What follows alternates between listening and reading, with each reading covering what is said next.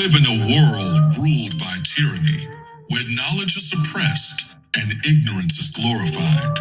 A world where propaganda and misinformation travel the airways at the speed of light. Welcome to the Network of Awareness, people. Starting up in just a second. Restarting. A great awakening is taking place.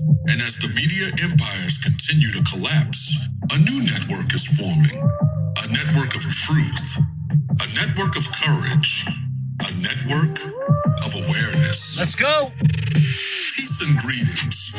You are now tuned into the Network of Awareness podcast radio station, where we examine current events, politics, health, finance, and topics of cultural relevance in America and throughout the world, while bringing you insightful interviews with guests that will both educate and inspire you. And now, your host of the Network of Awareness podcast radio station, ORRA the Informationalist. ORRA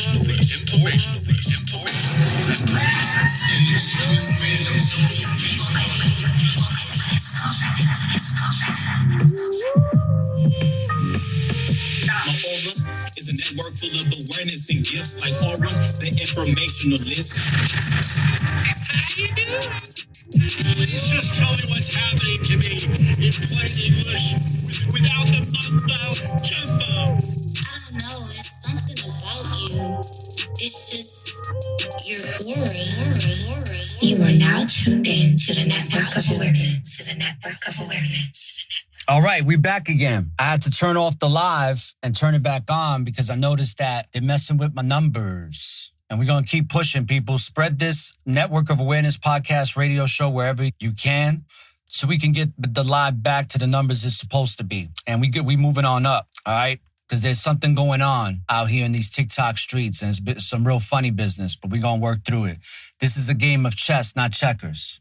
So peace, love, and light to everybody. Supreme Grand Rising, welcome to the Network of Awareness, where we pursue knowledge to expose toxic conditioning, as there's been much toxic conditioning in the world today and on these apps, and also to expose propaganda and global lies. As you all know, there's a long legacy of them. Inspiring critical thinking, which is paramount these days, for a meaningful reality rooted in universal truths and empowering awareness. Peace, love, and light, Brother Alfred. Good to see you. Yeah, we're going to go in today on this Starseeds. They can't stop it. Isn't it interesting how they don't want a lot of people knowing about this? But here at the Network of Awareness, as we pursue knowledge to expose toxic conditioning and propaganda and global lies, we inspire critical thinking for a meaningful reality on universal truth and empowering awareness within you. You being that light being, that etherical being, that spiritual being, having the physical experience.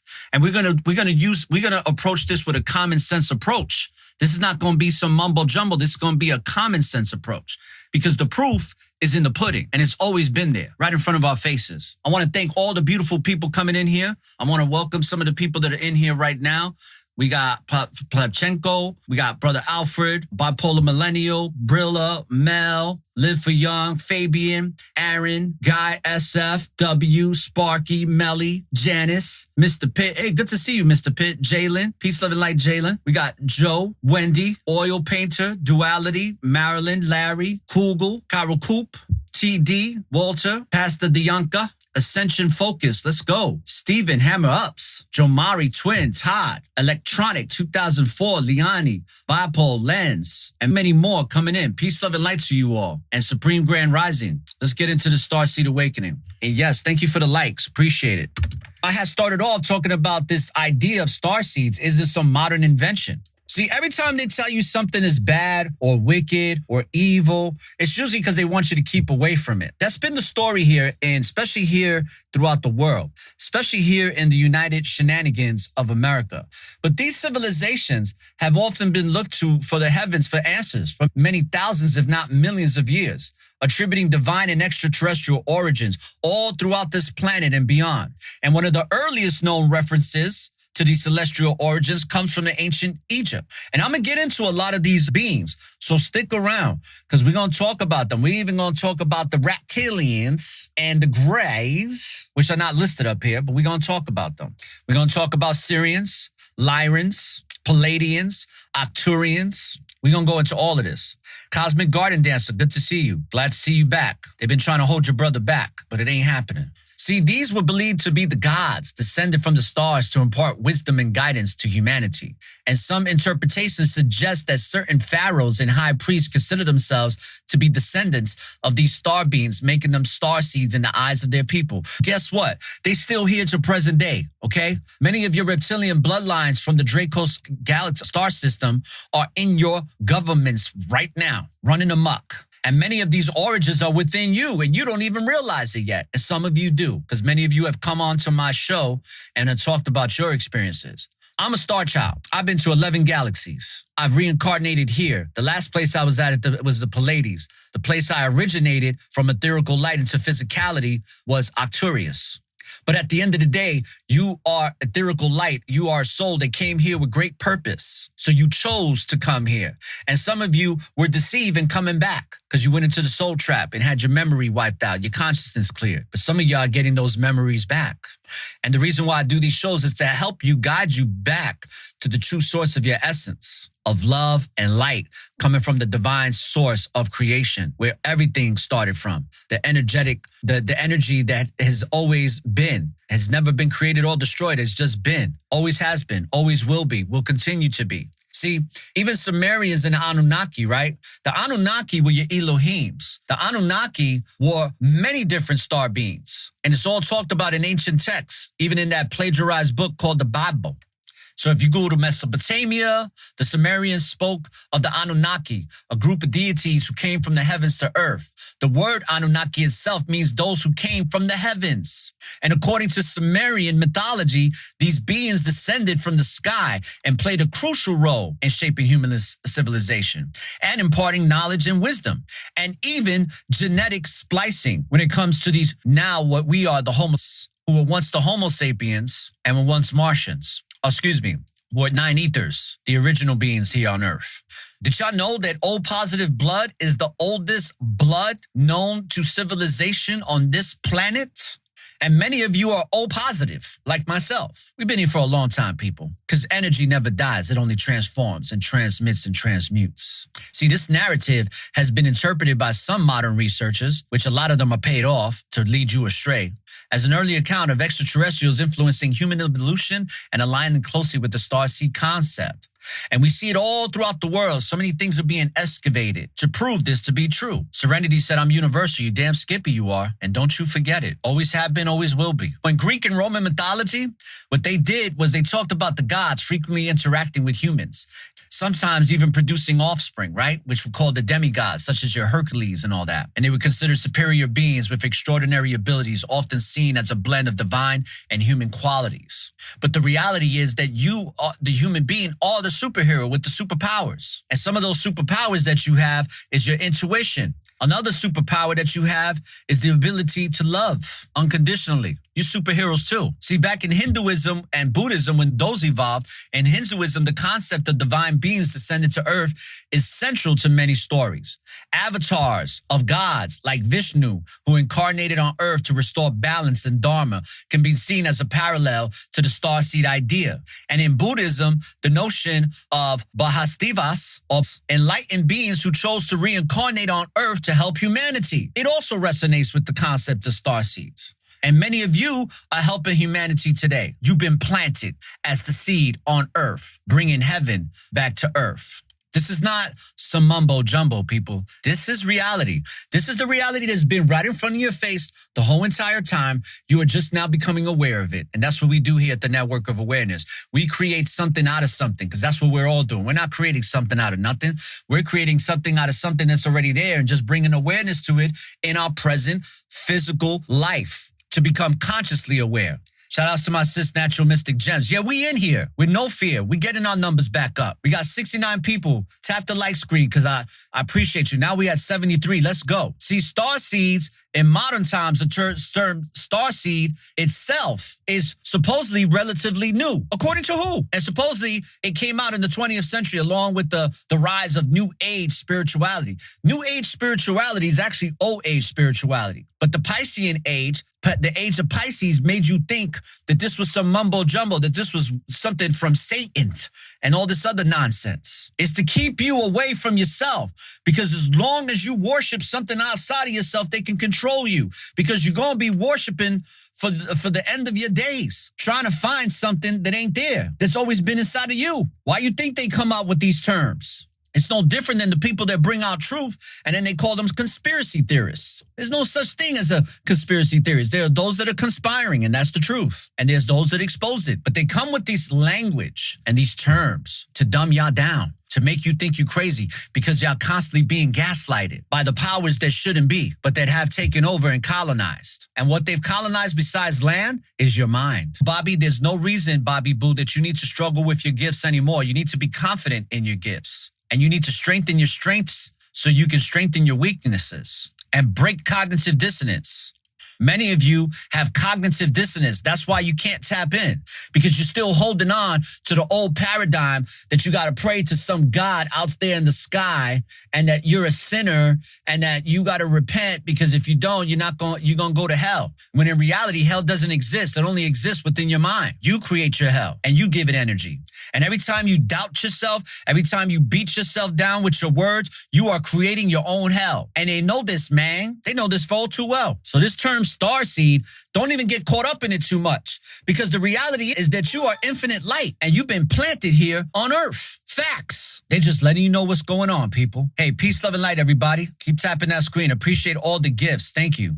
See, so what's some of the characteristics and types of starseeds, right? Because we're going to go deep into starseeds today.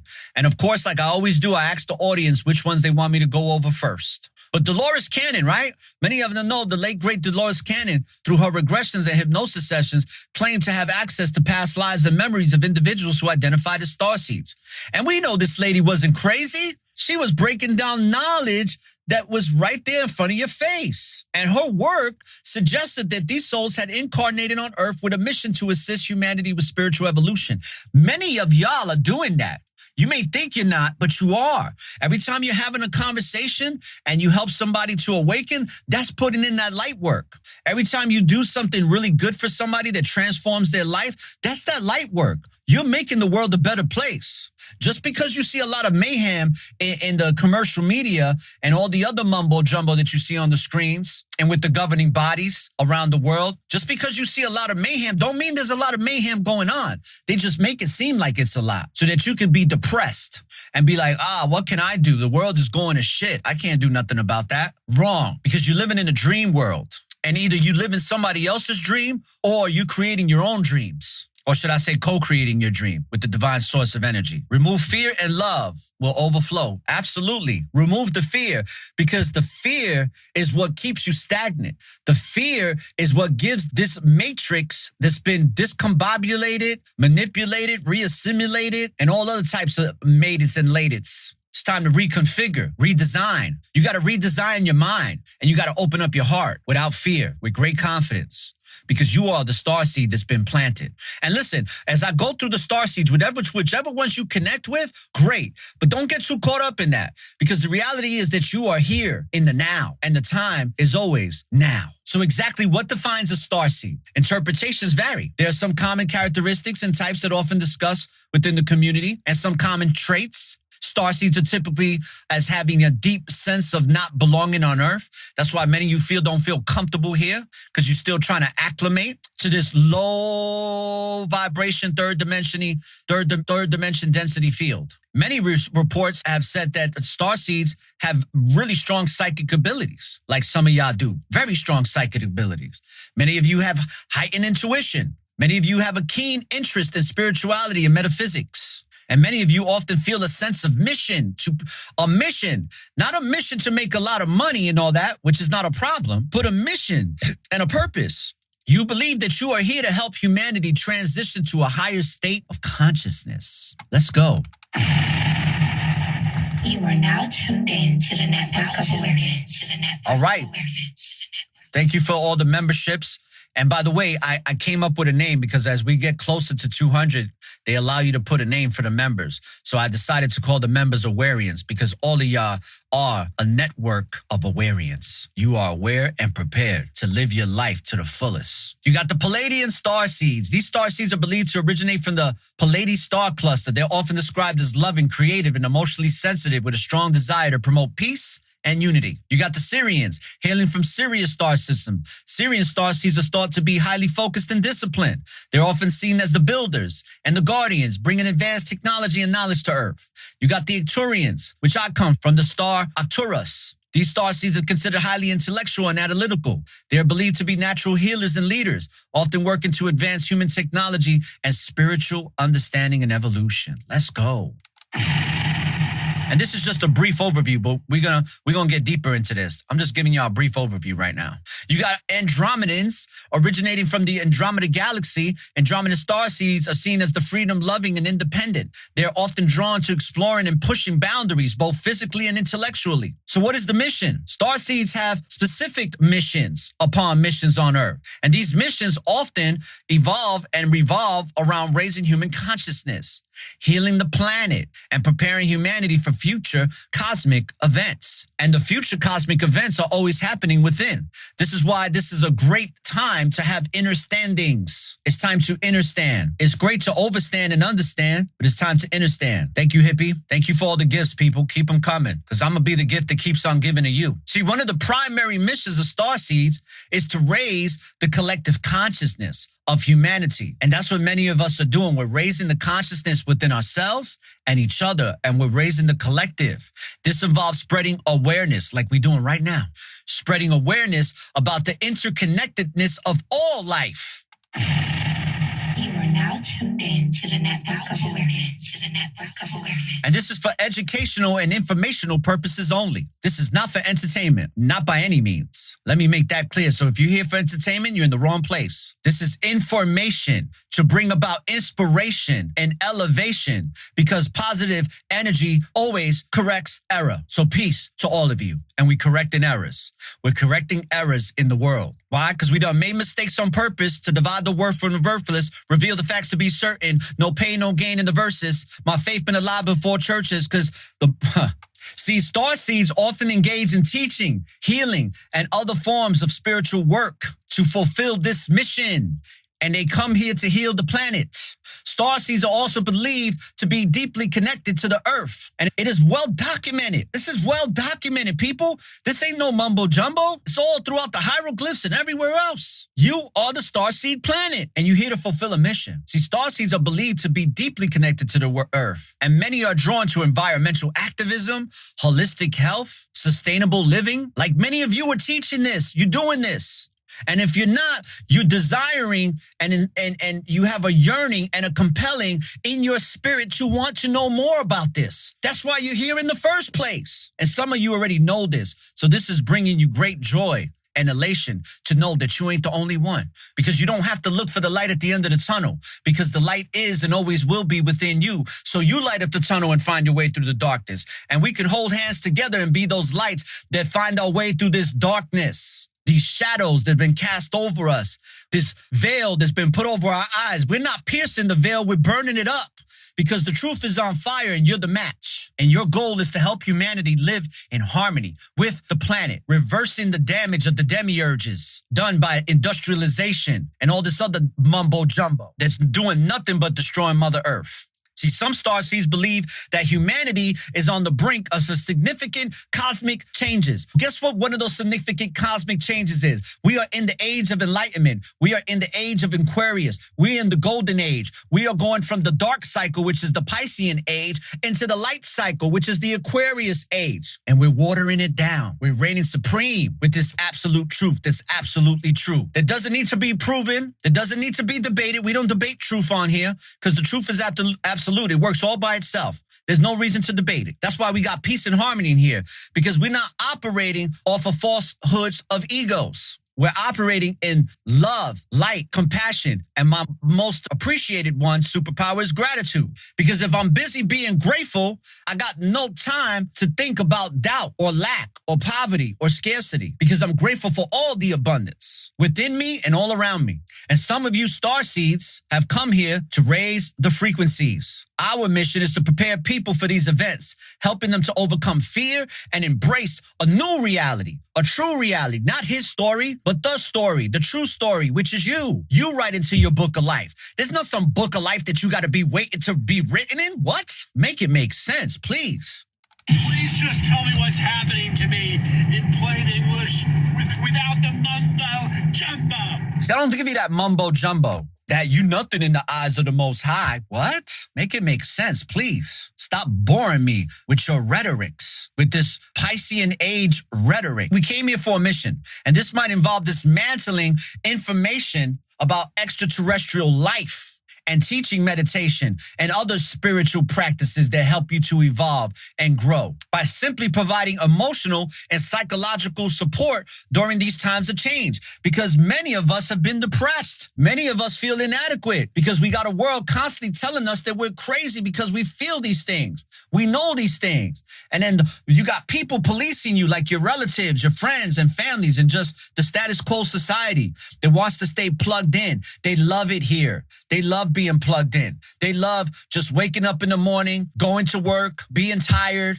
going to eat, then going to sleep, watching a little TV, and going up and doing it over and again for 40, 50, 60 years. And then as soon as they retire, they pass away. They don't even get to enjoy their retirement. That ain't for us, man. That's the manipulation. That's the enslavement. When you're a starseed, you know this. And many of you starseeds look young as all. I don't curse on my lives no more. Young as a baby. Many of y'all are young because age is just a number. It's just an illusion. And many of you are starting to realize it's very important on what you put into your body. We're not supposed to put dead things into our bodies. We're supposed to put life with life because we create something out of something. You can't create something out of nothing. That's the distortion. That's the paradigm and the cognitive dissonance that I had to break into pieces and shatter it and burn it up with the truth. No, we're creating something out of something because when we create something out of something, it brings awareness. And many of you are preparing people for these events that are to come and that are happening now. And you're disseminating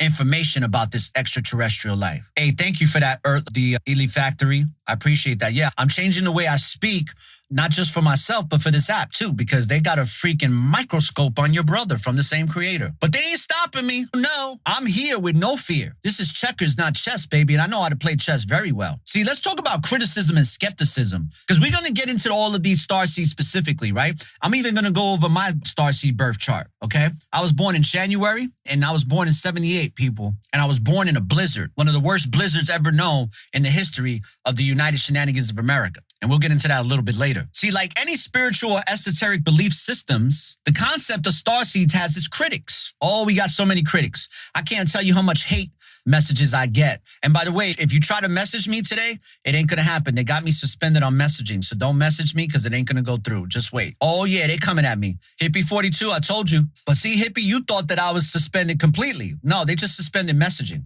Because I deleted a message that I thought was going to get suspended. And as soon as I deleted it, they suspended it. But let's talk about this skepticism and criticism that we be getting. See, skeptics argue that there is no scientific evidence to support the existence of starseeds or extraterrestrial origins for human souls. Really?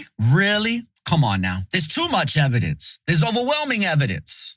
But they often attribute the experiences and feelings reported by starseeds to psychological factors, psychosis, that we're doing this because we desire a meaning or a sense of belonging. Of course we desire a fucking sense of, oh, there we go. That's the first one.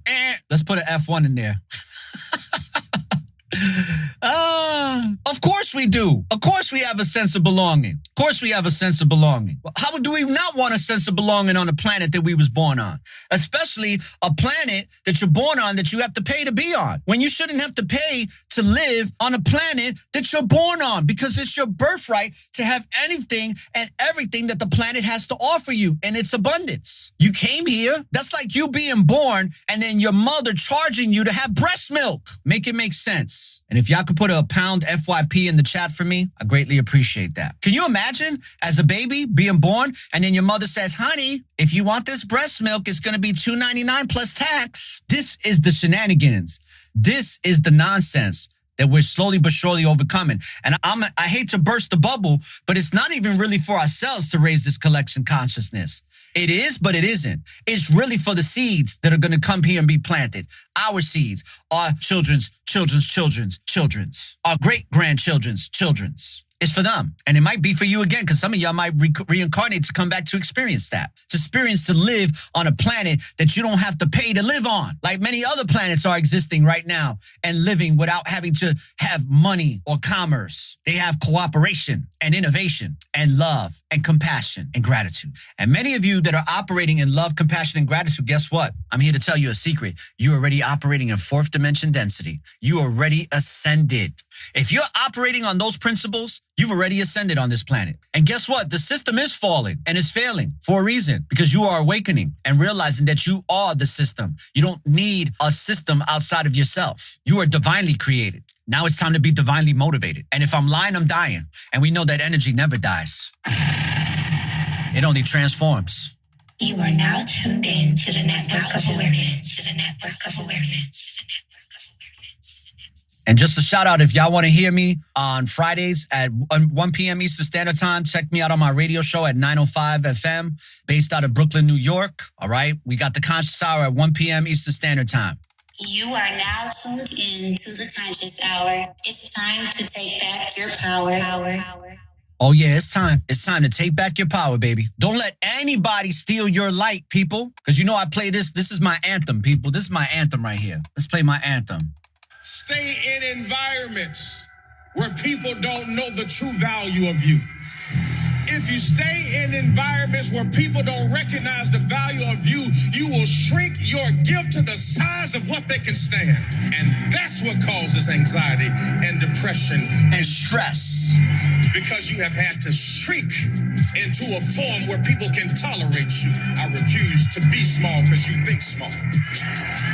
I'm not shrinking my vision because you can't catch up. You either better roll with me or you gonna get rolled over. And that's not an aggressive statement, isn't it? It just means that you don't have to be a people pleaser no more. Know what you know and stick to what you know and embrace your divine essence. And don't let the gaslighting have you questioning your reality, because there's a lot of gaslighting going on. We don't just live in a narcissistic nation. We live in a narcissistic world, because that narcissism is constantly being projected onto us. We're constantly being gaslighted to be made to look like we're crazy. But a person that knows themselves is far from crazy, far from it. And that's just a fact.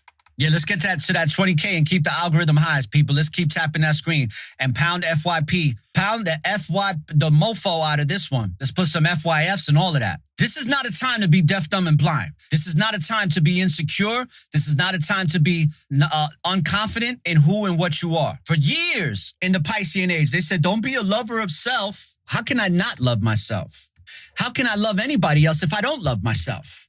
How can I know how to love somebody else if I don't know how to love myself? Let's talk about this scientific critiques. See, science has the idea of souls originating from other star systems poses significant challenges. Oh, why does it pose significant challenges? Because they think that the possibility of extraterrestrial life is widely acknowledged, but the concept of souls and reincarnation remains outside the purview of empirical scientific data. And critics argue that without concrete evidence, the Starseed narrative remains speculative. Really? We all know that at a long time ago, there was a civilization called Lemuria that was all women, giant women, and that was the only time that this planet operated in the fifth dimension density with the divine female, divine goddess energy. That's just a fact. It's called the land of Mu. And if you do your research, you'll find out that it's underwater right where the Bermuda Triangle is. And guess what? We also have Atlantis, which was the divine father God consciousness. It was the divine masculine consciousness that brought forth advanced technologies. And the land of Mu is you, but I know you put M-O-O. Let's go. We're not playing around today, man. I'm back. Better than ever. There's so many. We all extraterrestrials. Why do you think it's called planet? It is a plane. P-L-A-N. A plane. E. And then the E-T. What do you think the E-T stands for? Extraterrestrial, baby. Do you know that there's other continents beyond the ice walls? Do you realize, have you seen the videos of people that try to go beyond the ice walls and then they got these big naval ships that block them from going, whether it's in the North Pole or the South Pole? You can't go any further. Why? What are they hiding? They're hiding truth. But they're only going to be able to hide but so much longer, because many of you are ascending. The whole pretending age is over. Been a lot of pretenders. We still got a lot of the pretenders lurking. Some of them are even on this platform right now. And it's okay. Because the more you come into the light, the more the darkness is going to reveal itself. The question is, are you going to be aware when the darkness reveals itself? Because it's very good at hiding in the shadows. But you are the truth. You are the Starseed planet. This is a Starseed Awakening series. So despite the skepticism and the critiques, there's countless individuals around the world that resonate deeply with the Starseed concept.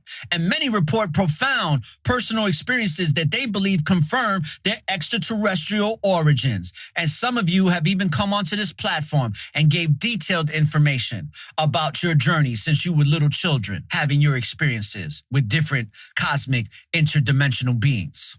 Because you are them. They're just looking out for you. They just want you to raise the vibration. And yeah, some of them are bad. Some of them are benevolent agendas, but some of them got benevolent agendas. You got to use the discernment to know the difference between the two. Natasha Sky, you know what? If you got that book, I would definitely like for you to send me or tell me how to get that Nos Confunde book. It's a powerful book. I want to translate it from Spanish into English. So if you can help me do that, Natasha, I greatly appreciate it. But you can't message me right now, but you can email me. For anybody who wants to message me, email me for now because they have my DMs suspended. So you can email me at ORRA@networkofawareness.com. I'll put it in the chat and you can email me there. And you can also message me on my website, which is networkofawareness.com. And don't forget to download the Network of Awareness podcast. There's over 600 episodes for you to download. And there we go. That's my email, people. And we're going to pin that comment right there. All right? Pin the comment. Cool. Peace, love, and light to all the people that are in the chat. Follow me if you haven't been following me because there's more to come. Follow my page and my channel because this ain't the only thing I do. I offer a lot of different things for free. We got a radio show. We got a podcast. We do a lot of things. And if you want to join the subscription, it's only $2.99 a month. And if I'm worth $3 to you, then subscribe. If not, just become a member. We're at 181 members, baby. These are my network of Awarians. So check this out. Despite the skepticism, many of you resonate with this. Many of you. There was a story of this woman, Jane, that felt disconnected from her surroundings for most of her life. And she experienced vivid dreams of otherworldly landscapes and beings who communicated with her telepathically. And after undergoing past life regression therapy, what Jane discovered is that she was a starseed from the Pleiades, sent to Earth to help heal others. And this revelation gave her a newfound sense of purpose, leading her to become a holistic healer. And that's how it works, people.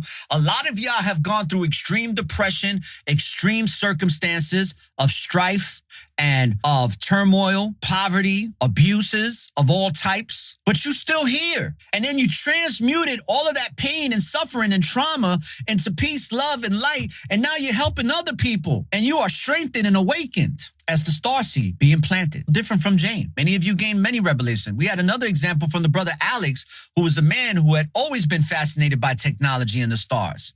And he felt a strong intuition and connection to the advanced scientific concepts, often coming up with very innovative ideas, seemingly out of nowhere. Like, how did I know to do this? And after learning about starseeds, what Alex realized is that he was an Arcturian starseed here to advance human technology. And this understanding inspired him to pursue a career in artificial intelligence and robotics. Many of you came here and been planted into the soil of Earth. And you came here to flourish and to grow and to spread your wings and fly, and also to spread your leaves as the plant and as the tree. You are the tree of life.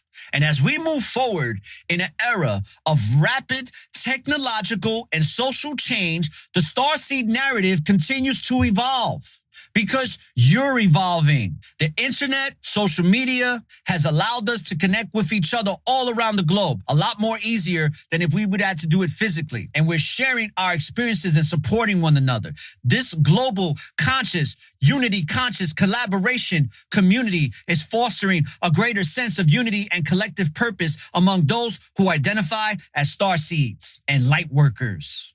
You're the new generation, and I can't wait to see what the new generation to come is going to do. And with each new generation, the star seed concept adapts to the changing times. And many believe that children being born today, sometimes referred to as the indigo children, the crystal children, the rainbow children, are highly evolved souls with special missions. Some of you have children like this. Some of your children are educating you and teaching you how to be a better human being at 5, 6, 7, 8, 9, 10 years old. And if I'm lying, I'm dying, because y'all be telling me all the time how your children are educating you and teaching you how to be patient, teaching you how to be more intuitive, teaching you how to trust yourself. We're in a new age, an age of freedom. So let all those know. A new age has begun. An age of freedom. And oh no, the 300 Spartans give the last breath To defend it. to defend it. You are now tuned in to the network of awareness, to the network of awareness, to the network of awareness, to the network of awareness. See, our understanding, the more we understand that the universe is and always will be within you, and you are, the universe expands. And there's potential for greater integration of science and spirituality. And all these perspectives are coming together in this unity consciousness collaboration. So there's advances in fields like quantum physics, consciousness studies, and we are starting to begin more now than ever to explore the concepts that were once considered purely metaphysical or considered hocus pocus, or like religion likes to tell you, that's witchcraft. This is paving the way for a deeper understanding of the starseed phenomenon. And we're bridging the gap between the empirical evidence that science provides and the spiritual experience that we are. And I'm going to be a constant reminder on this platform and on all the platforms that I'm on to remind you that you are infinite possibility and that we are part of something much, much greater than just ourselves individually, that we are connected not only to each other, but to the stars and beyond. We are the imagination that can imagine beyond. And here at the Network of Awareness, and just like you, we need to continue to encourage each other to look inward and to awaken our true nature and embrace our roles as co-creators. Because that's the only way the world is going to become a better place. Because if you want the world to be better and you want the world to change, you got to become the change that you want to see in the world. And thanks for the gifts, people. Keep them coming, because I'm going to continue to be the gift that keeps on giving. Whether you resonate with a starseed identity or simply just find the concept intriguing, I hope that this exploration has sparked your curiosity and inspiration for you to look at the stars and feel a sense of wonder and possibility and connection. We're going to get into some starseeds now. We're going to get into some real specific characteristics from these star systems. And before we do that, I'm going to spit a little poem here that I wrote that some of you may have or may not have heard, but I'm spacious right now. This is called I'm Spacious. But this is just a testament to my understanding and overstanding of knowing the truth within me and knowing that I'm that star child, came here with the purpose to be a messenger for the creator. And that message is to let you know that you don't got to look for the light at the end of the tunnel. You don't got to look for that soul trap when you leave your body. And you can know it now that you are the light, that you are the light that lights up the darkness in the tunnel. So you don't got to wait for something. It already is in you. This is called I'm Spacious. Life is stages of phases to gain wisdom from the ever-present experiences that are never wasted, because they help awaken out of the manipulated matrix into new powerful paradigms. They give a whole new conscious facelift that telekinetically activates interstellar spaceships. So when I touch to any grounds, I make space shift into abundant oases of hydrogen-oxygen vibrations. My optimism is contagious when it engages with my optimally activated awareness that inspires the most mystical manifestations of human maturation, that electrically, magnetically electrifies the complacent to pursue their passions with purpose and patience. In this infinite vastness of existence, we journey through multi-dimensional phases. Life is a kaleidoscope of experiences, a myriad of mazes, each moment a lesson of courageous co-creation. No occurrences are vain, for wisdom blooms from every joy and every pain. Time is the lie that keeps on deceiving and misleading. While you keep on believing, we're navigating through the realms where the universal truth needs no proof or reasons. And from the cradle to the grave, a pilgrimage we trace, seeking enlightenment in every sacred space, awakening from the slumber of this discombobulated dream state. So we spray chemtrails of energy, and I'm leaving traces behind from my cosmic blaze. And from the darkness, I spawned into kinetic, comedic soil that produces the most sacred maze. And with my high-frequency Atlantean ways, guided by the telepathic whispers of the elders from ancient days, my positive energy always corrects error every day. Peace. Toxic energy just fades away as I sunbathe and morph into a caramel, copperlicious, melanated glaze in this skin school game that I came equipped with gifts to display. No wonder I'm that star child that chose to come here to this planet and play. Let's go, people. You are now tuned in to the network of awareness, to the network of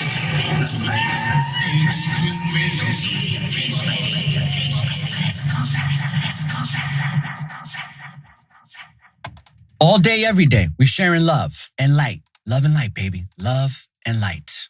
So let's talk about let's give some, before we get into the birth starseed chart of my Arcturian birth starseed chart, let's talk about some of these things that you might be connected to. So I'm going to ask the live. We got about 108 people right now in the live. I'm going to ask my people in the live to put in the that you want to go over, and we'll go over that starseed, and then we'll go on to the next one. Because I wanted to give a generalized description of what's going on in the world today when it comes to this information. You are ancient, people.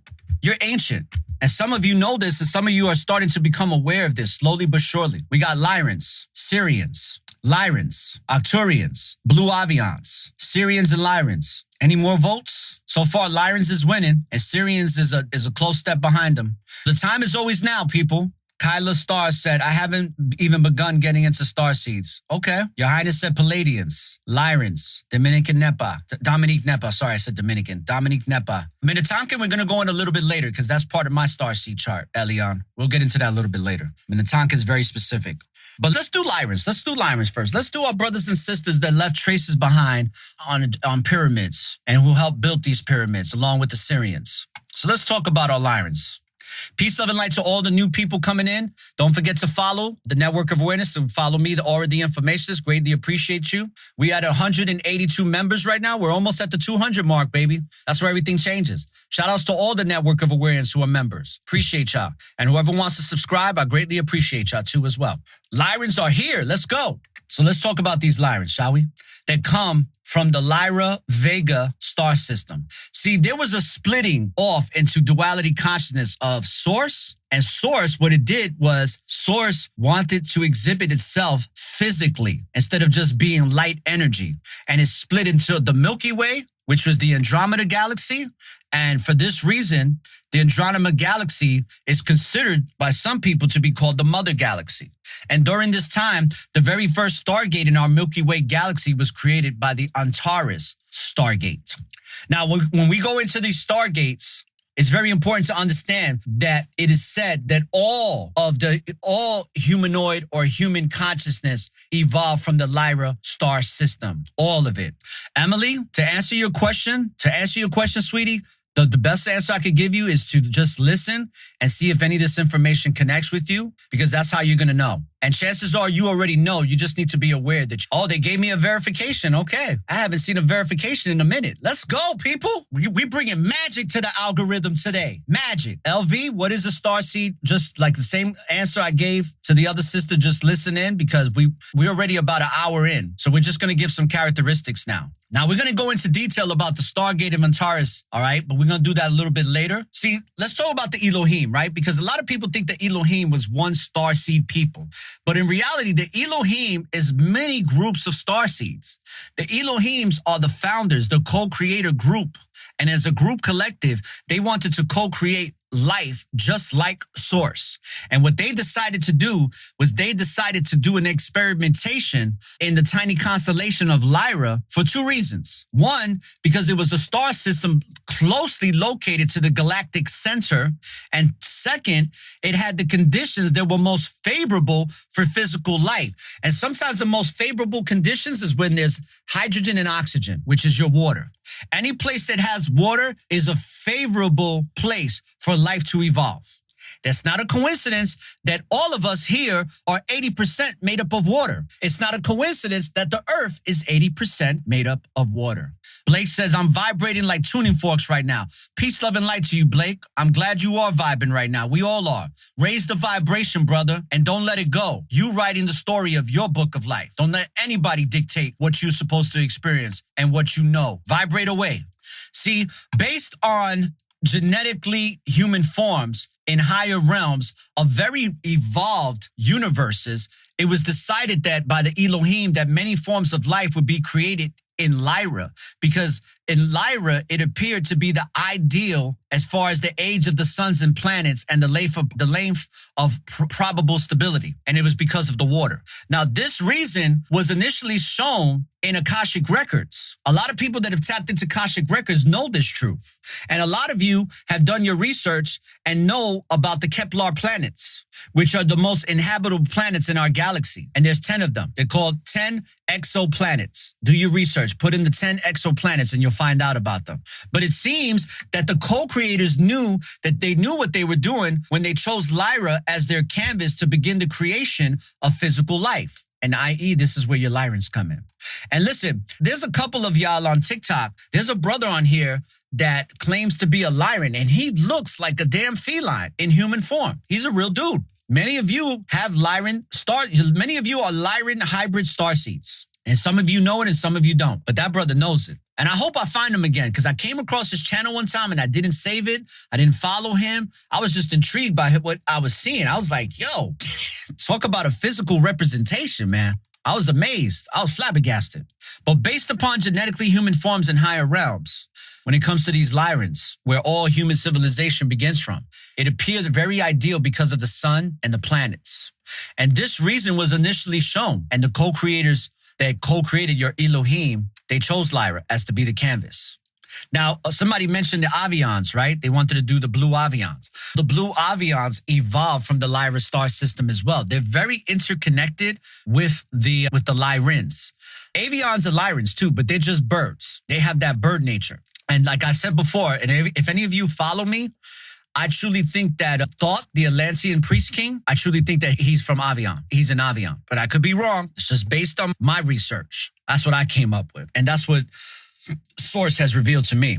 Now, Avian was a paradise planet with mountains, with lakes, streams, oceans. It was considered the blue planet, very much like our planet. And it had a variety of vegetation and life forms.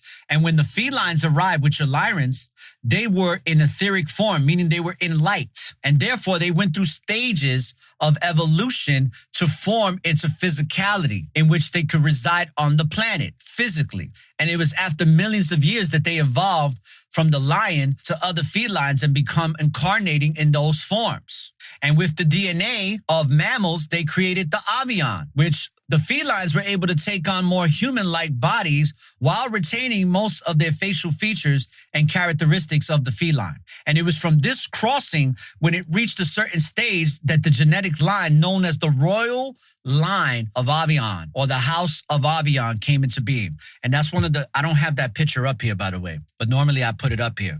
See, the etheric felines, known as your Lyrans, continue to take turns incarnating to provide not only DNA upgrading, but teaching and training in higher dimensional principles, lest the planet bound by brothers and sisters get stuck in the non-sentient animal incarnation cycle. And as you well know, a lot of you that have done your research and know that you come from Lyrans, the felines evolved on Avian in much the same manners as humans evolved here on Earth. And in the time of consciousness, felines grew large enough in number to take on the responsibility of planetary guardians of their home world. And they continued to evolve and eventually develop the technology for space travel and warp technology. You really think, people, and I'm going to go on a side note for a second, you really think that Hollywood is that freaking creative? That they can come up with all these concepts about warp speed and interdimensional travel and these different beings that they show you in Star Wars and Star Trek? You think that comes because they're so creative? Nah. They're getting that information. They're giving you that information because that information has been around for eons. See, many of these starseeds, known as your Lyrans, they were your original geneticists, i.e. Genesis. They were the geneticists, and they began helping to develop life and various forms of life on these planets in the Lyra star system. And some among them became great space explorers and scientists of various kinds. And it was during this stage in their development that the felines, known as your Lyrans, would turn their attention to the bipedal mammal they owed so much to. And they began to program the genetic crossing and splicing and upgrading that would give them a soul. And in the process, create the new species that would become known as the Homo human sapien. If I'm lying, I'm dying, people. And we know that energy doesn't die. It only transforms.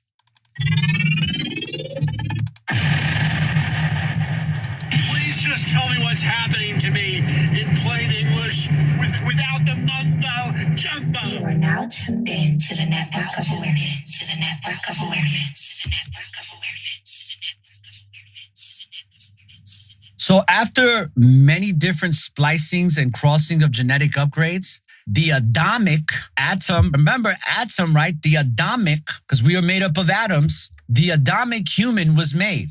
And there were several subgroups of human in Lyra in the star system, such as those that were redheaded, such as those that were platinum blonde, such as those that were brown, dark brown, crystal black. There's many different types. Some Lyrans have cat-like features around their eyes and nose. Others have bird-like features like your Avians, and some of them look very similar to humans. And despite looking human, they are very varied in their skin complexions, in their hair and eye colors.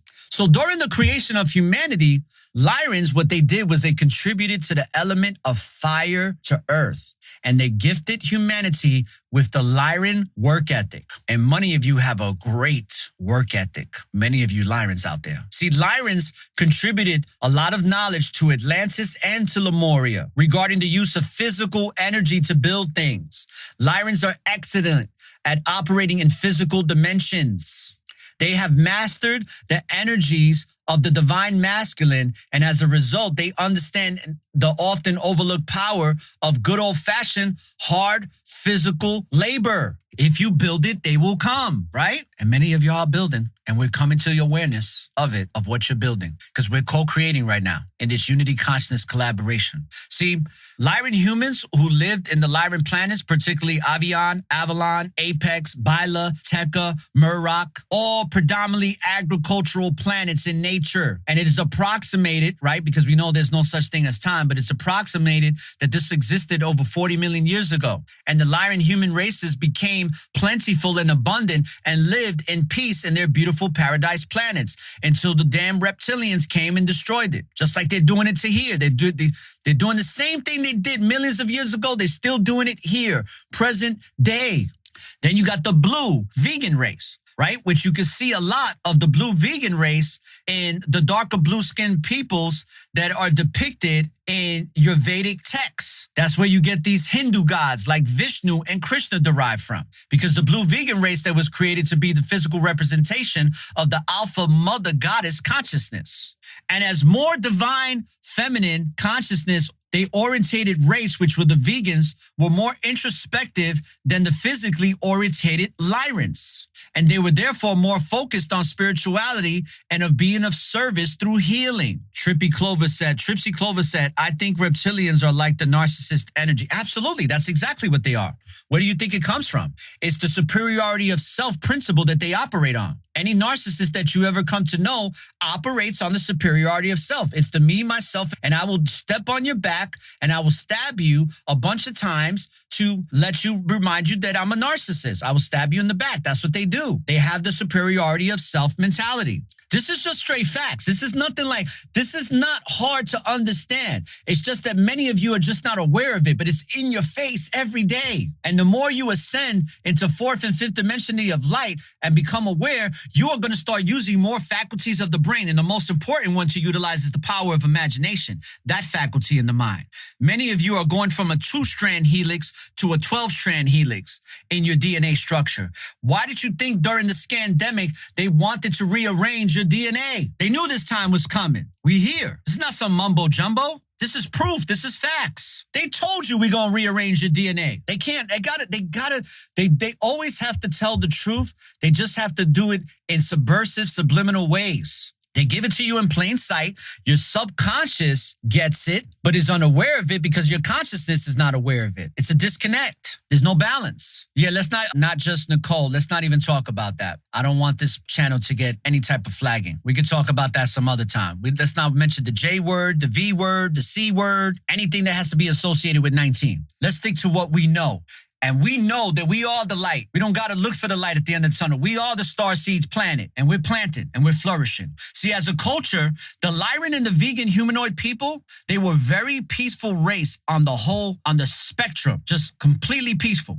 There were disagreements, and there were light conflicts, but much was always cleared and resolved, as our ancestors did. Our ancestors in Lemuria gave the colonizers from Europe the blueprint to create what's known as the Declaration of Independence and the Constitution. They didn't write that, but they told you they did. But when you do your research, you find out that the indigenous tribes in Lemuria, also known as American, gave them that information. And many of our Starseed brothers and sisters from the Lyran and the Vegan people, they learned to adapt to virtually all of the planetary environments that they settled in.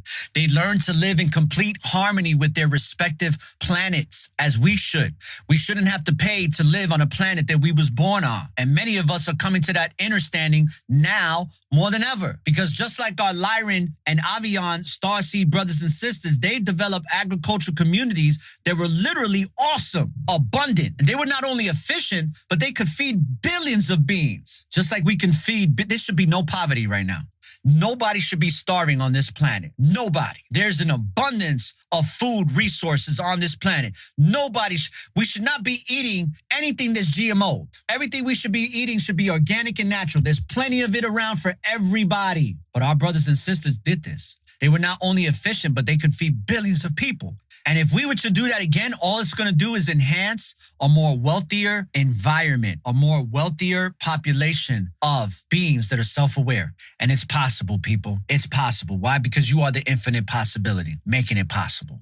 See, all aspects of life seem to benefit from the Lyran commitment to be at one with their home planets. And at the same time, the life expectancy for these beings was anywhere from 300 to 425 years. Why do you think in the Bible they talk about these people that live for hundreds of years? Because they did. And this was increased by 3 times later when they evolved for millions of years. But everyone worked in the collective. Everyone worked together as a community. They were not in service of self like the reptilians. They were a race that beat as one freaking heart. You are now tuned in to the network of awareness. And that's what we need to come back into. We need to beat as one. 2 hearts that beat as one. Remember that song? 2 hearts that beat as one. That was the 80s back in the days. Some of y'all may not know that song. But those of y'all that lived in the 80s like me, y'all know what I'm talking about. 2 hearts that beat as one. They were not in service of self. They didn't operate. They weren't narcissists. They were empaths, completely with open hearts, ready to give unconditional love. That's why we got to appreciate our Lyran brothers and sisters and give them divine honors, because they were not in service to self. They're not in service to self. I'm talking about if it's like in past tense. It's not. This is now. They shared and moved in the same direction as a whole and would try to make sure that none of their peoples of their race would lag or fall too far behind the whole. Because if you got a weak link in the chain is weak. That's why we got to lift each other up. None of us should be weak. We should all be strengthened. It's not a time to think of yourself with self-doubt. This is not a time to beat yourself down into depression. Got to get rid of that nonsense. Those days are over. That was the Pisces age. That was the Pisces age. Long suffering. We're here to long suffer. No, we're not. We're just projecting. The suffering is being projected onto us to believe it's real. And then we give it energy and then the suffering becomes real. I don't know about y'all, but I don't want to suffer no more. My days of suffering are over. In my world, nothing ever goes wrong. Say it with me. In my world, nothing ever goes wrong. That's my affirmation. That's my mantra, and I'm sticking to it. In this world, I don't ever get sick because I'm not weak. I'm filled with love, light, compassion, and gratitude. And if you are in the service of self, you're being led astray. You're plugged into the matrix then. It's time to unplug. Because our Lyran brothers and sisters, they all moved in the same direction. They were incredible role models for humanity that followed to the present moment. And regarding the second founder race in Lyra, which is your Avian people, right? Because somebody said talk about the Blue Avians for a little bit. The Avian people is thought that just like the original felines, which are Lyrans, they also originated from another universe and came to this universe billions of years ago. And they remain as the elite group of the 12-dimensional beings. Many of your Avians in this universe have evolved from small birds that were seeded by the 12th-dimensional Avians onto the 3-dimensional planets in various galaxies. They've evolved. Their evolution has a diversity in color, size, and adaptation. Why do you think we have so many different types of species of birds, people? And eventually, many developed and expanded their consciousness because their ability to see the big picture of the world was expansive. And their sentience, i.e. their sentience being developed from their visionary perspective, vision, imagination, their ability to move via thought. See, a lot of y'all are moving via thought. You're not even having to move physically anymore. You're starting to realize I move through thoughts.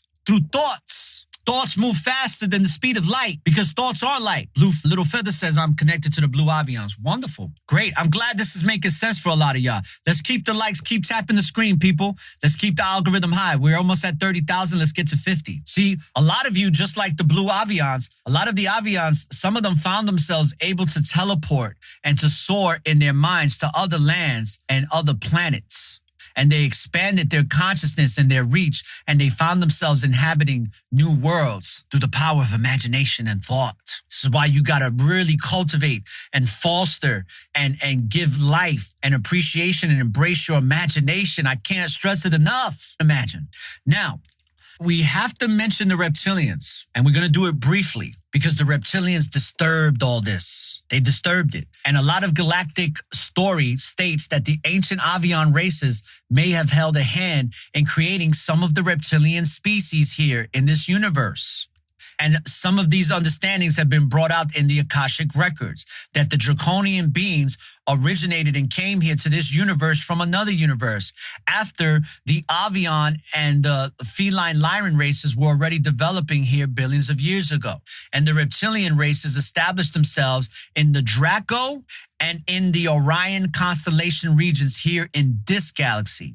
And then they set out to conquer other worlds. And it's still happening present day and has happened here. See, Avian species were genetically mixed with humans. And this was an experimental trend throughout the universe, along with the Lyrans. And some of the human races of the Andromeda constellation, particularly the master race of the Andromedans, there were at least 7 to 9 feet winged tall creatures or humanoid creatures that exist in higher dimensional realms. These are beings that are operating in 12th dimension, 11th dimension, 10th dimension, and they are thought to have the origins from the ancient Avian races. So your birds that are here on Earth are really a gift from higher dimensional Avian beings to help regulate our electromagnetic atmosphere. Let's go, people. We're not playing around today. All of it serves a purpose. Everything around you, from the trees to the birds to the other creatures that are in the water, outside the water, on the land, in the skies, all serves a great purpose. It's all part of this highly advanced ecosystem. Thank you for the follow. Who is that? Stace Face. Thank you for the follow. If you haven't followed me, continue to follow me, brothers and sisters. Let's keep growing in this unity consciousness collaboration. And always, when I get a chance to follow y'all back, I always follow y'all back. It's just I get so many people that follow, it's hard to hit all those buttons. Thank you for the follows, people. Keep it coming. We're not playing around today, man.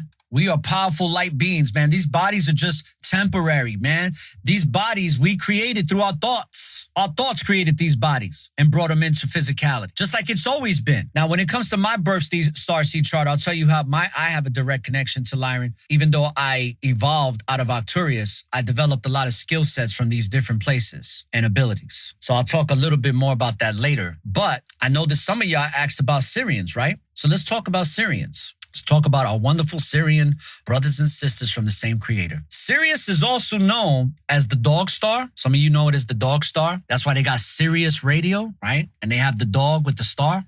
You have the Dogon tribe, right? The Dogon tribe knew about this long time ago.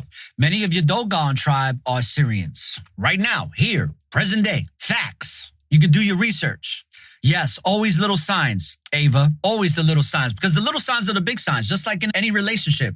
All the little things you do matter because the little things are really the big things. It's the things that most of the time we take for granted. But here at the Network of Awareness, we don't. We can't, because we're always in an attitude of gratitude. So every time you tap those likes, every time you send me a gift, I appreciate it. I'm grateful. It's the little things that count. Every time y'all follow me, it means something to me. And I'm doing my best to give you the best that I got as a messenger for the creator.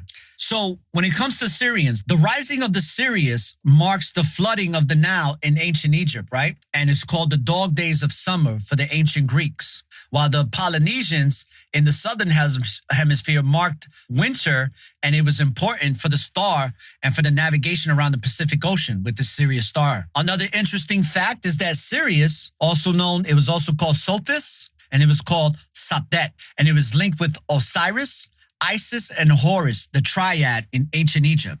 And the Egyptian hieroglyph from Sothis features a star and a triangle. And they try to tell you that was witchcraft and Satan. Because they want you disconnected from all of this, man. They don't want you knowing who and what you are, being the etherical light being coming into physicality. That takes the power away. That takes the whole entire social construct and the energy that's given to it away from it. Hey, peace, love, and light, Purple 25. Divinity, we're not going into that right now. That's for another episode. You're going to have to come back for that one. Syrians are extraterrestrial race of people who assisted Earth and its inhabitants. Syrians are spiritual warriors and are more spiritually advanced than most off-world civilizations. And they originate from the double star in the constellation of Canis Major and Orion's dog, which is your Sirius A and your Sirius B. And it approximately lies 8 light years away from Earth. And a lot of your Syrians that are here today appear to be human and are distant relatives to us. A lot of us have been spliced with their genes during the times of Genesis. A lot of those scriptures talk about this. Syrians in general are benevolent alien beings that operate in the 4th and 6th dimensions. And many of your Syrians are deeply wise, very conscious, extremely spiritual, and loving, empathic people. And they are much more evolved technologically and spiritually than us. Hey, thanks for the membership, people. Thanks for joining a member, becoming a network of an Unwarian. Appreciate y'all. We're at 184. Let's get to 200. See, they're more advanced in the metaphysical sense, as Sirius is home to one of the most advanced training centers and university known as your mystery schools, right? You hear a lot of these things talking about the mystery schools that Yeshua went to, the Ascended Masters went to. It's not no mumbo jumbo. This is real talk. There was these mystery schools. How you think they learned all this stuff and knew how to do all these things? Yeah, they were born with abilities, but they had to learn how to use them. Where do you think they learned how to use them? In the ancient mystery schools. But your religion doesn't want you to really know that. Why? Because they took out mysticism out of religion. They took mysticism out of the text. And they gave you religion. They gave you a recycling of demonology. See, Sirius is a star system, which is a meeting place for beings of this galaxy who wish to continue their spiritual studies. Sirius has a direct link to our solar system, and the Syrians have been amongst us since the times of the Maya, of the Egyptians, of Atlantis, of Lemuria. They've been around for a long time, people. They're the ones that gave Egyptians more advanced astronomical and medical information. They also gave the Maya knowledge too. It's all written in all the temples, in all the pyramids around the world. Why do you think the Sphinx looks like a lion, people? Maybe because the Lyrans built it with the Syrians. You ever thought about that? But they'll give you some other narrative behind it. You know how they do. They always like to give you another narrative. Oh, they love to give those narratives. And a narrative, people, let me tell you something about a narrative. You know what a narrative is? It's a spell. And the more you give energy to that narrative, the more you are spellbound. I don't give energy to these narratives, these false narratives. No. See, the Syrians, what they did was they helped Earth during the time of these cataclysmic periods that happened in Lemuria and in Atlantis.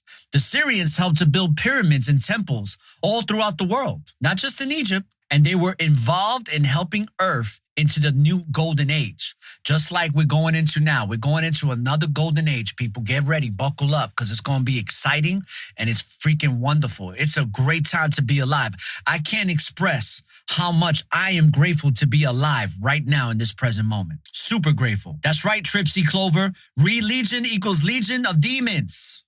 Y'all been lied to. A lot of y'all think that religion is a good thing. It ain't. It's detrimental to your well-being. Why you think there's so much trauma, religious trauma in the world? If something is so sacred, why are there so many demonic, evilish things being done within the organizations, especially when it comes to children? How you doing?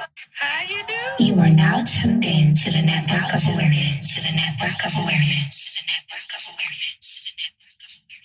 Man, there's so much symbology when it comes to the Syrians that they use throughout time. They use symbology of serpents. They use symbology of dogs. And physically, as a generality, the Syrians had darker skin, darker eyes, darker hair, i.e. your melanated brothers and sisters from ancient times were Syrians. And many of you are extensions and expressions of that starseed now being planted here on Earth. See, the thing is, though, Syrians weren't as large as the Lyrans. A lot of your Lyrans were your Lemurians, especially the females. Lemuria was ruled by female energy, divine feminine energy.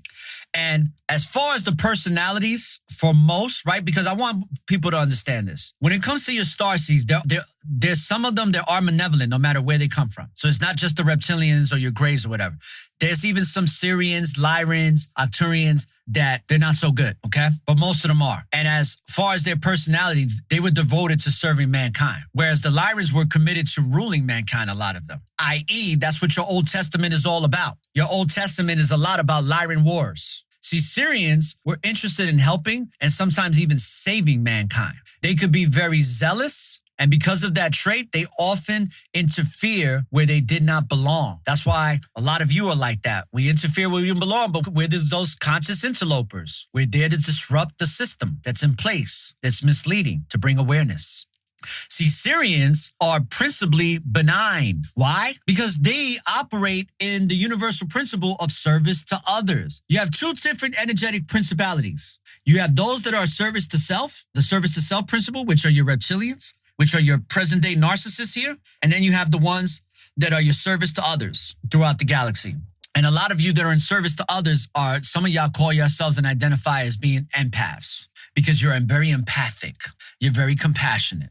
And Squishy, give me 1 second before I let you up, brother, because I want to continue educating the people that want to learn more about the Syrians. All right, brother? So if you can hold on a little bit, I'll bring you up in just a moment. See, your Syrians are in service to others, and they have been involved from time to time in Earth's history and have taken interest in the handiwork that's happened here. And as with all of the so-called alien groups, there are some members that are in service to others, service to self. And these numbers are small in proportion to the membership of those that are in service to others, like your Palladians, like your Nordics, like your Arcturians, like your Minnetonkan. I always mess up that name. Hey, peace, love, and light to all the beautiful, wonderful souls that are coming into this live. I appreciate y'all. Keep tapping that screen. Let's get to 50K. So let's talk about, when it comes to the Syrians, about the colonization that happened here on Earth. See, the Syrians started playing more and more of a crucial role in the history of this planet. And together with the Lyrans and the Palladians, they ended up creating two successive versions of mankind by blending some of their DNA. And that the less advanced humanoid species that existed at that time on Earth. And in the early days of mankind, there were a lot of fights between Syrians and Lyrans. That's what a lot of your ancient so-called scriptures talked about.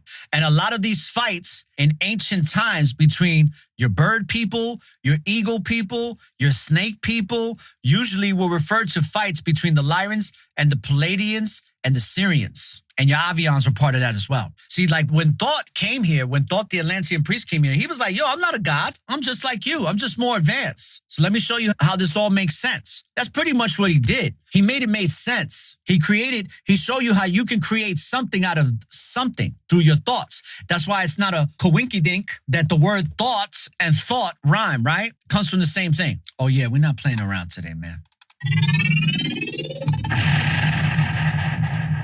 You are now tuned in to the network of awareness.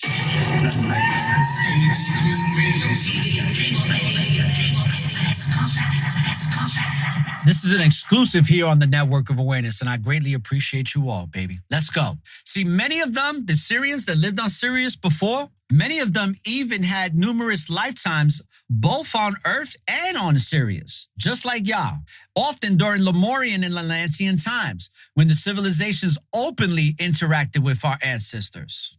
And a lot of the Atlantean knowledge with regards to the auras, the subtle bodies, the crystal healing can all be traced back to Sirius, all of it. It should therefore come to no surprise that Isis, when it comes to Egyptian mythology, was seen as the great healer who can even restore Osiris's life and body after he had been mutilated and cut up into pieces by Seth.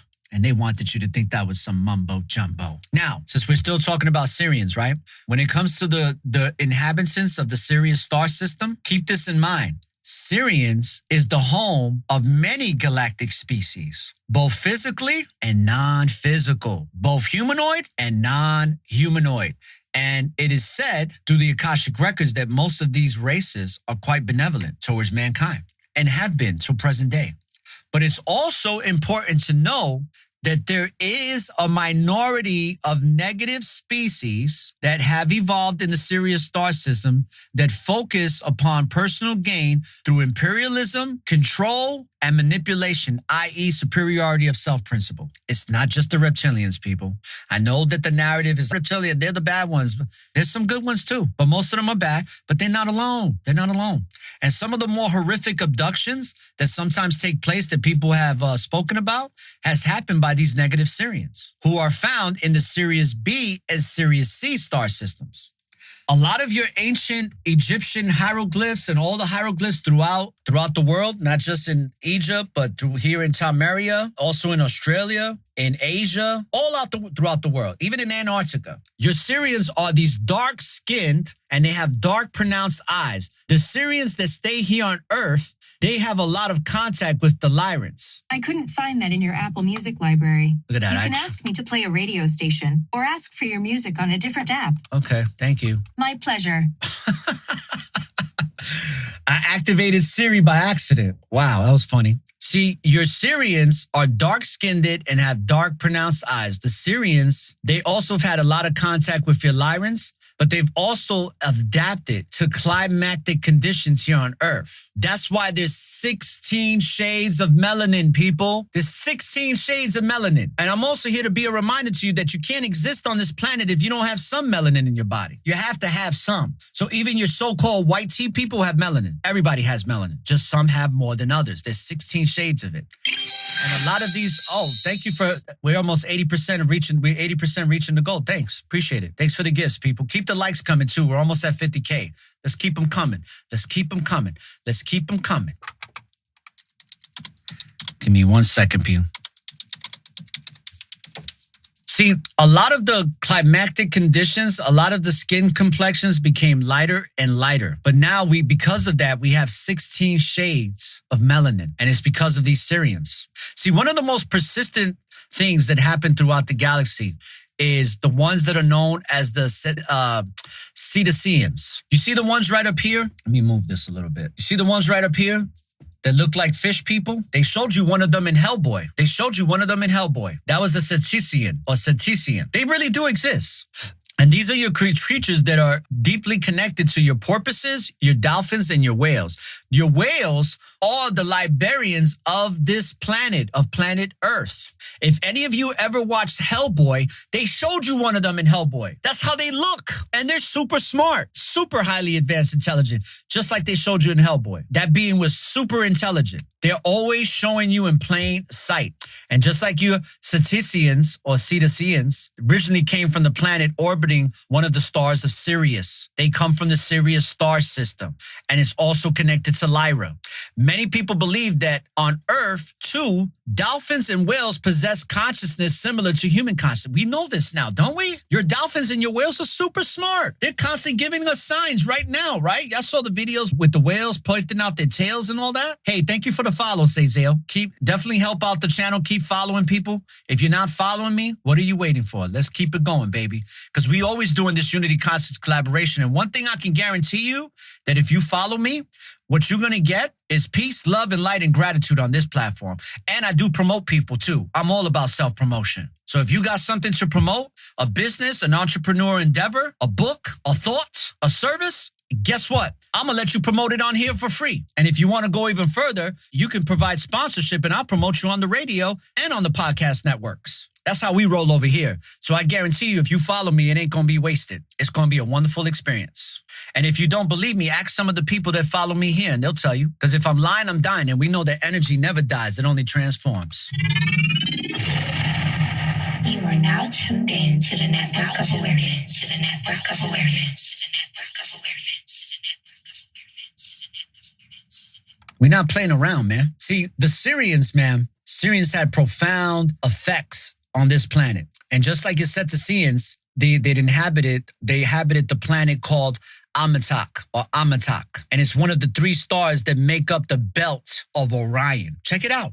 See, the Syrians also played an important part in the history of Lemuria, which is known as Tiahuanaco, which is the island or the land of Muhra, that is now sitting underwater. It's what's now in the Bermuda Triangle. I have a deep connection to the island of Muhra, the land of Mu, because my bloodline, as far as physically here, ties in with the Taínos. I come from the Arawaks, a long line of them, a very benevolent, melanated people that have been around for hundreds and hundreds, if not millions of years. They were connected to the land of Mu. That's why you see the island of Borican, which is also known as Puerto Rico, sits right at the edge of the island of Mu, or the land of Mu, in the Bermuda Triangle. So let's talk about our relationship to the Syrians. Jessica Martinez says, I am new here in this moment. Welcome, welcome. I hope you get great substance. And if you don't, peace, love, and light to you anyway. See, it is said approximately about 2 million years ago that Syrians began adding some of their own DNA to the genetic material of the Homo sapien forebearers. See, we're Homos, but they're the ones that started the process to the Homo sapiens. And they helped create the bodies we now have.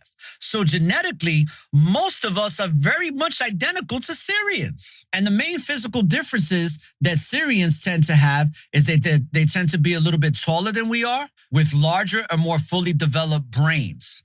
And they live much longer than Earth humans. Their brains are very much more developed like dolphins and whales. That's why they have such a connection, because the Syrian brain has another lobe above the frontal lobe, just like your dolphins and whales have. Do your research and you'll find this out.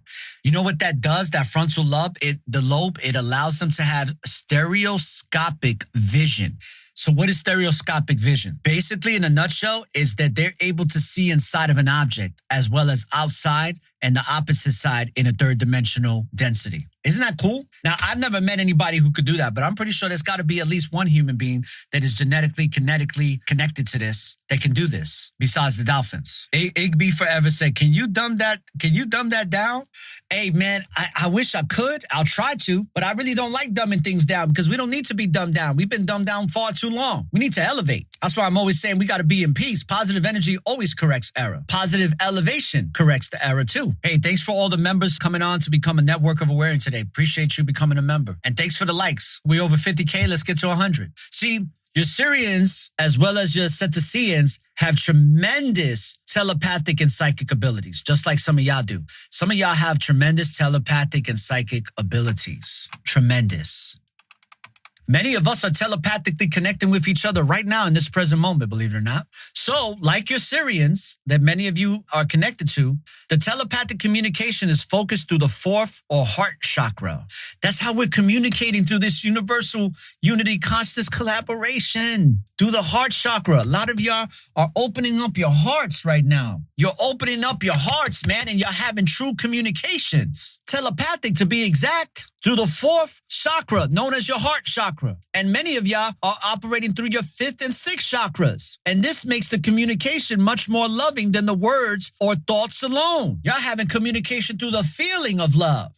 Ant said, not I. Hey, that's a choice. If you choose not to, that's on you. See, the Syrians also helped to genetically co-create the dolphins and the whales. And that is the one reason that many Syrian souls are so attracted to incarnate on Earth as Cetaceans. But a lot of y'all that have a great affinity for dolphins and whales and for sea life most likely have some type of genetic connection to being Syrians. And remember, people, just keep in mind that we can all agree to disagree on this platform. So if somebody says something that somebody's not in agreement with, respect it and understand that is their perspective. You have your perspective, and y'all can agree to disagree, because at the end of the day, we're all brothers and sisters from the same creator. Let's not forget that, please. This is a peace, love, and light, and harmony, and balance, and gratitude channel that focuses on unity, conscious collaboration. Now, the Syrians who are in etheric or in their native form are now working with many of us present day, not only activating and opening our 5 higher interplanetary chakras, but also the portions of our brains that have been laying dormant. And you know what part of the faculty of the mind that's been laying dormant for a long time right now? is imagination. Imagination, man. The powers that be don't want you to access imagination whatsoever. They want you to stay dumbed down. They don't want you to imagine yourself as being infinite possibility, because once you do, everything and anything is possible. There is no limitation to who and what you are and what you can do here in the now. And 9 says, how many of us are here that don't know? I don't know. But does it matter? If you don't have any idea, that's okay. But do you want to have an idea?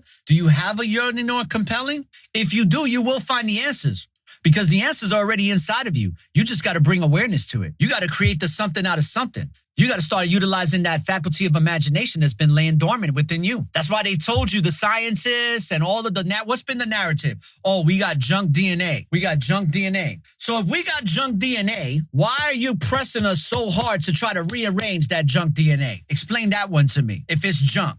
If it's junk, why are they working so hard to rearrange it and discombobulate it? Make it make sense. Start using your critical thoughts, people. You think that DNA that lies dormant in you is junk? No, far from it. You think that the great creator of all decided to be like, you know what? I'm going to give you 10% of your DNA to make sense that it actually matters, and the other 90% is just junk. I'm just going to put it there for no reason. Come on, people. Let's go. I'm tired of the shenanigans. You are now tuned in to the network of awareness. To the network of awareness. The network of awareness. The Piscean age is over, people.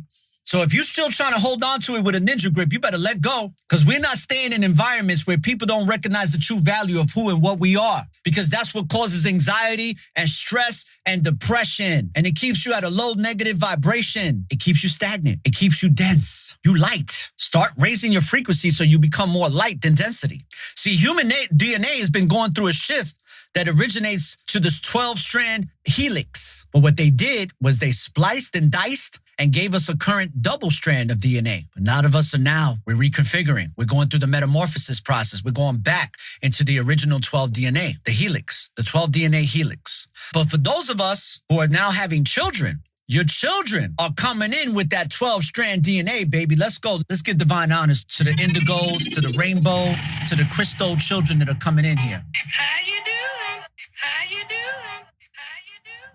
I don't know. It's something about you. It's just your aura. You are now tuned in to the network of awareness. To the network of awareness. Let your children be who and what they were meant to be when they came into this planet.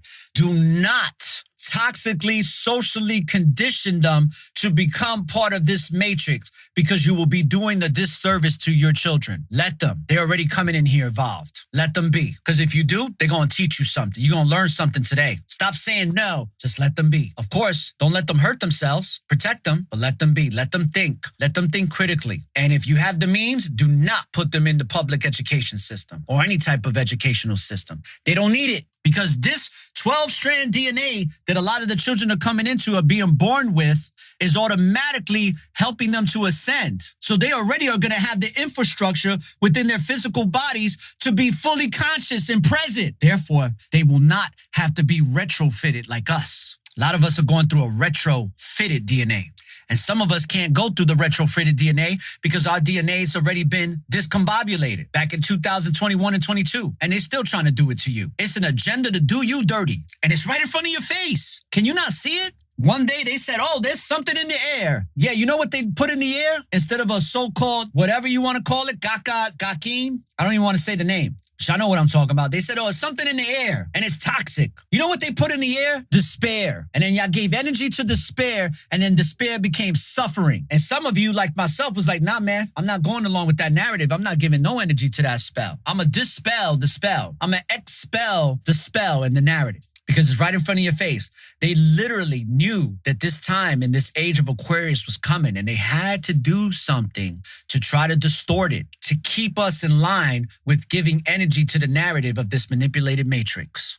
See, this thing with when they try to always, with religion, where they just be like, that's witchcraft.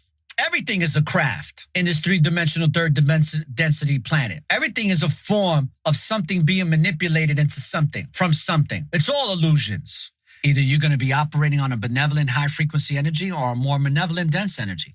Choice is up to you. But see, Earth now is coming into this great change because a lot of you Syrian Starseeds. And it seems that everyone wants to be here to see what happens now. A lot of y'all chose to be here to see what happens, to see this great ascension period take place, this great evolution take place. Hey, I want to thank everybody who helped us reach our goal. We're going to put a new goal. We're going to put the 777. We came here to see what's going to happen so we could participate, just like the Syrians have been participating.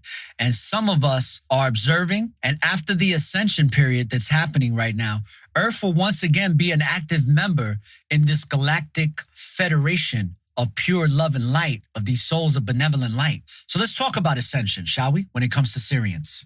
Hey, peace, love, and light to my brother, Creative Javon. Creative J. Peace, love, and light to you, brother. Welcome. Good to see you. What does that say here? Your Highness says, officially don't with Pisces age completely around the last eclipse. Interesting. See, the ascension process can and will manifest in different ways, as it is doing right now, people. And it is up to you, and it is up to us, all of us, collectively to decide how and when this occurs. But guess what? It occurs right now. The time is always now. That's why it's so important to be present, because the present doesn't have to wait for the now. It just is. So creating the ascension starts with each and every one of us on the inside, inner standing. Yes, and I'm tapping my chest. I'm saying it with my chest out. Say it with your chest out. Inner standing. We create the ascension starts within each and every one of us through the inner standing of who and what we are. And the Syrians have told us throughout ancient time and throughout time that the most important thing to do is to go within inside your heart and to open love within you unconditionally. Let's go, baby.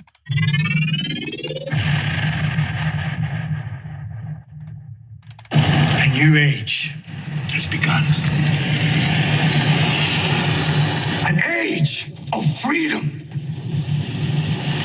And the 300 Spartans give the last breath to defend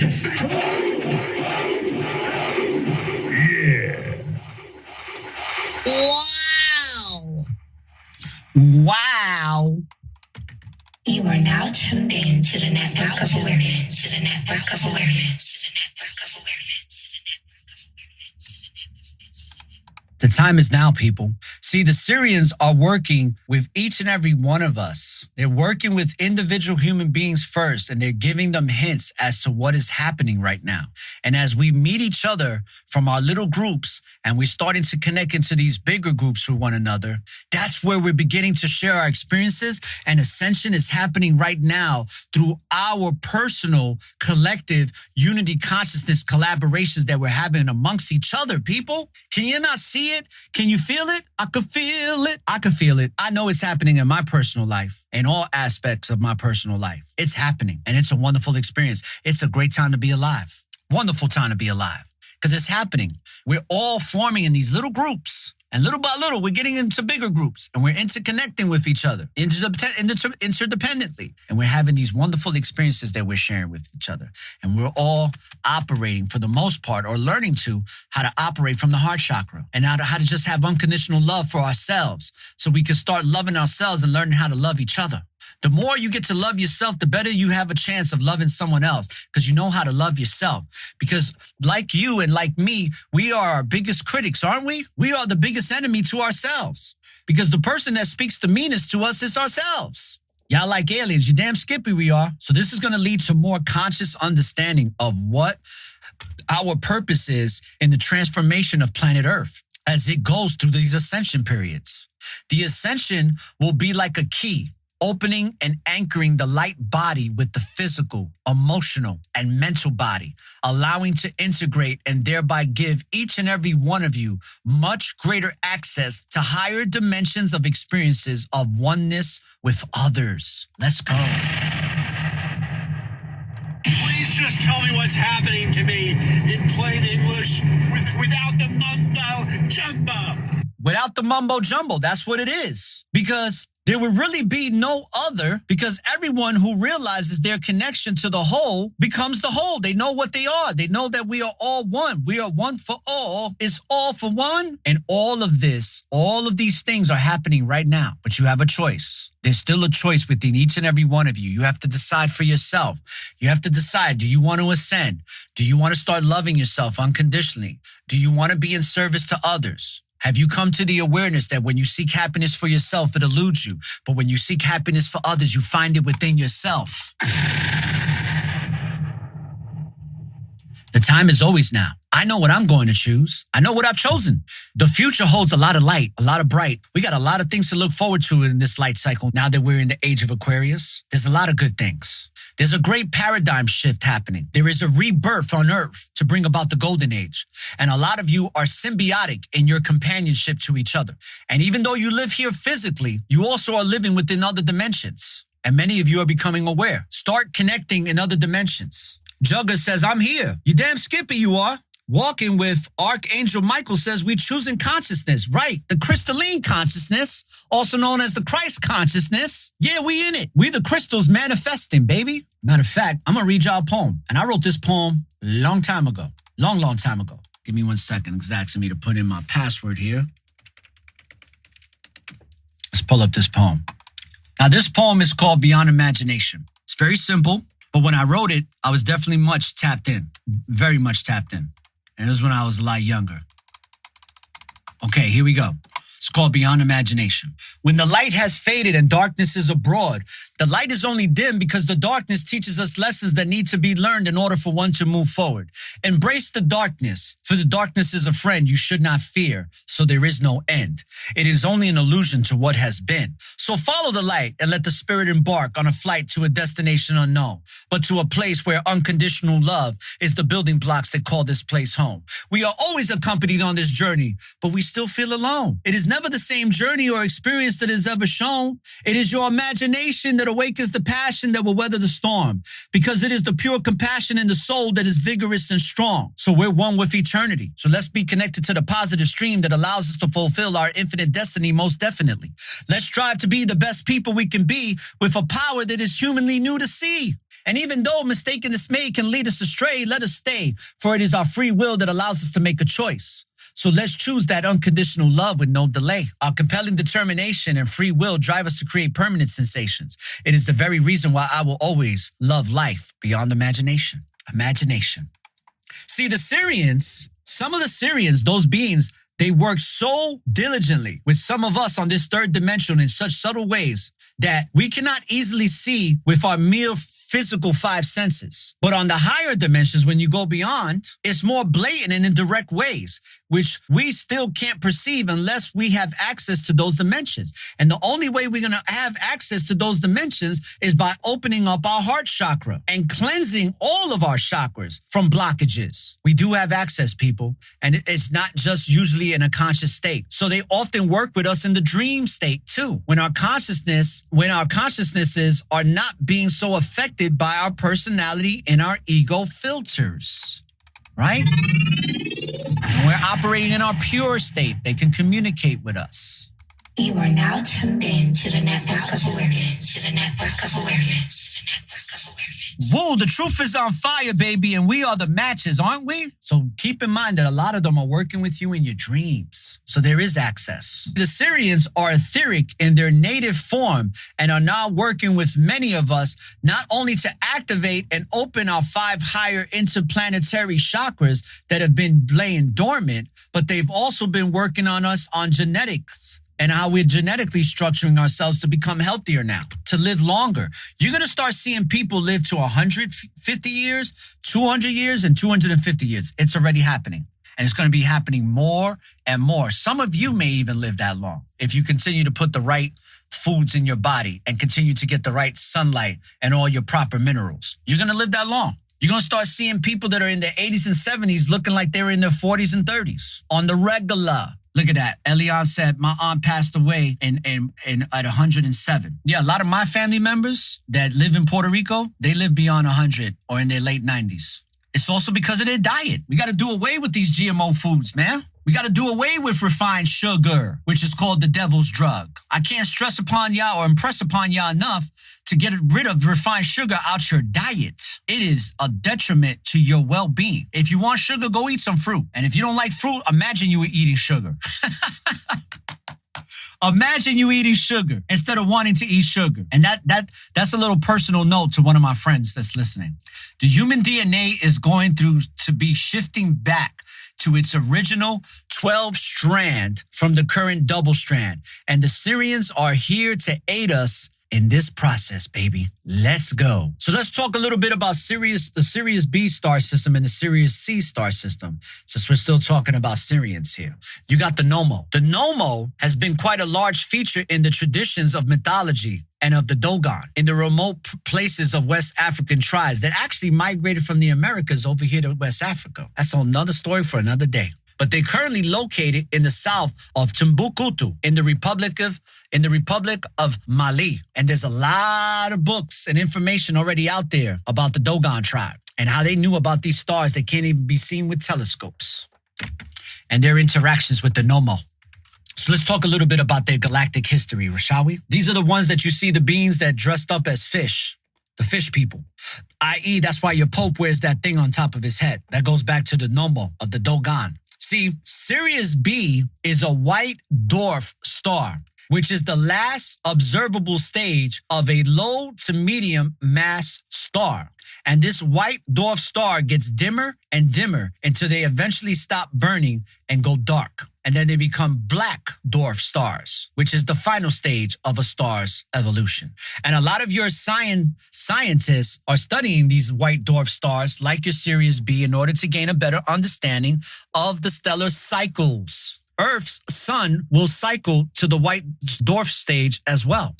And the luminosity of the Sirius A star through observations and sciences, they talking about that it's impossible to isolate the much dimmer luminosity of Sirius B. And I think it was back in 2005 when an astronomer, they were able to collect data by the Hubble Space Telescope where they were able to measure the mass of Sirius B for the first time.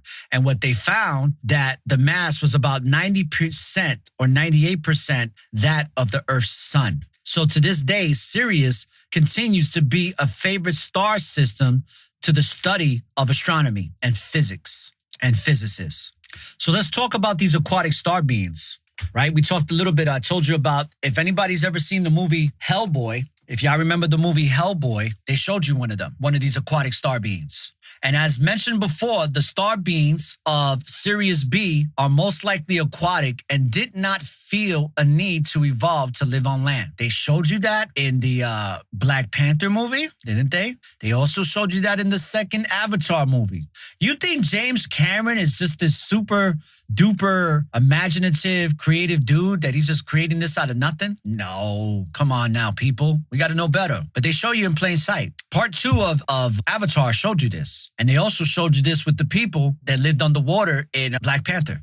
See, you see how they make it look like this is some fantasy stuff when it really isn't. But a lot of your Syrians, right? A lot of your Syrians humanoids of Sirius A star system had to learn how to retrofit their watery environments to suit their land-based needs. But for the mere people of Sirius B, they were naturally well suited to the ocean landscapes of their planet. They're very well equipped with living underwater. These Syrians, people, right? They're also great teachers and healers. And they were not beautiful mermaids as depicted in the Earth mythologies. They would have been considered ugly or even fishy looking by Earth people standards. They had greenish skin that can change to multiple colors at will, like a rainbow. And much like your chameleons here on the planet, they are your mammals. And they had humanoid upper torsos and fish-like lower torsos and legs. And they were most often depicted in Babylon, in Akkadian, and in Sumerian myths, as well as those of the Dogon people and to Dogon mythology or information or history. Some depictions of the Egyptian goddess Isis, who is said to have originated from Sirius, shows her looking like a mermaid. I wonder why. There was also a Babylonian water god called Inus, who was also said to be half man, half fish. And here's another interesting fact, that there are some claims that the cannabis plant, known as your ganja plant, your weed plant, originated from Sirius B. So any of you people that like to puff trees, you better thank your Syrians. You are now tuned in to the network of awareness. To the network of awareness.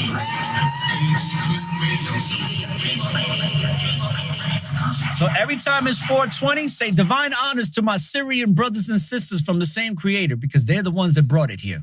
Because even the word, right? Even the origins of the word cannabis comes from the Greek canna, meaning canine or dog, or bis, meaning the number 2. So cannabis is actually the two dog plant from the dog star system of Sirius. I know a lot of y'all are like, really? See, the Dogon people were the first ones to make that claim to Herodotus, the famous Greek traveler and chronicler in 300 BC. They've been educating, the Dogon tribe has been educating us for a long time, and even right now, to present day. Right now. This ain't no mumbo jumbo. This is real talk. The Dogon people also talked about the existence of a third star in the Sirius star system, which they called the Emiya. And there was a French astronomer, I don't remember his name, who published the result of this study. Because a lot of the Dogon guys, they had a microscope on them being studied by your so-called Europeaners. And they mixed the Dogon concept of Emiya, the Sirius C, more probable. They drew it on their faces. And in the Akashic records, it talks about the third star system of Sirius C was destroyed quite a long time ago. However, though, a lot of this is unclear if it was destroyed naturally or if it was destroyed through some type of cataclysmic galactic war. Let's end that. All right. Somebody feels uncomfortable with the information that's being provided here. I don't know some of my mods were in here. I don't know who said what, but we got a restriction. It says the live contains themes that some may find uncomfortable and has been restricted. Reason, regulated goods, contents, issues on June 12th. All right, people, listen. I appreciate everybody that came on here. I'm going to end the live. All right, I'm going to end the live right now because this is how it starts. Somebody flags me and reports me that's in this live, and next thing you know, it's getting shut down. So peace, love, and light to y'all, everybody. I want to thank y'all for joining me, and I'll be back later if I can. If not, I'll be back on tomorrow at 7 a.m. Eastern Standard Time as usual. Peace, love, and light.